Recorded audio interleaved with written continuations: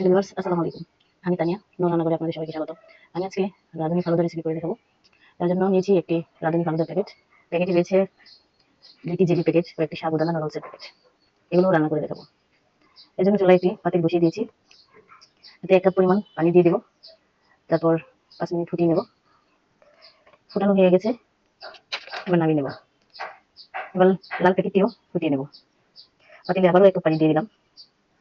এরপর ফুটতে দেবো আরো 5 মিনিট। ফোটানো হয়ে গেছে, এবার নামিয়ে নেব। জেলগুলো ঠান্ডা করে ফ্রিজে রাখবো সেট হওয়ার জন্য। এবার চুলায় 1 লিটার দুধ বসিয়ে দিয়েছি। দুধটা ফোটা অবধি অপেক্ষা করতে হবে। ফুটে আসছে, এবার সাবুদানা নুডলস ঢেলে দেবো। কিছুক্ষণ জাল করে নেব। এটা বেশিক্ষণ জাল করা যাবে না, বেশিক্ষণ জাল করলে ঘন হয়ে আসবে। নুডলস সাবুদানা যতক্ষণ না ফুটছে ততক্ষণ জাল করে নেব। সাবুদানা নুডলস হয়ে গেছে, এবার নামিয়ে নেব। ঠান্ডা হওয়ার পরে দুধ নুডলস একটু ঘন হয়ে আসবে, এটা ফ্রিজে রেখে দেবো। এবার ফ্রিজ থেকে জেলিগুলো নামিয়ে নেব। জেলিগুলো সেট হয়ে গেছে, এগুলো কেটে নেব, ছোট ছোট টুকরো করে কেটে নেব। তারপর নুডলস সাবুদানার উপর রাখবো।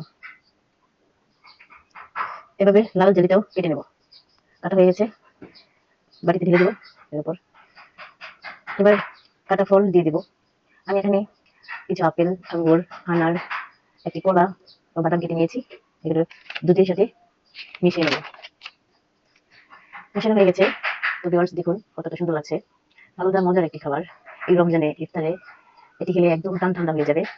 এতে দুধ ও ফ্রুট আছে, এটা প্রোটিন সমৃদ্ধ খাবার, তাই আমাদের সকলকে এটা খাওয়া উচিত।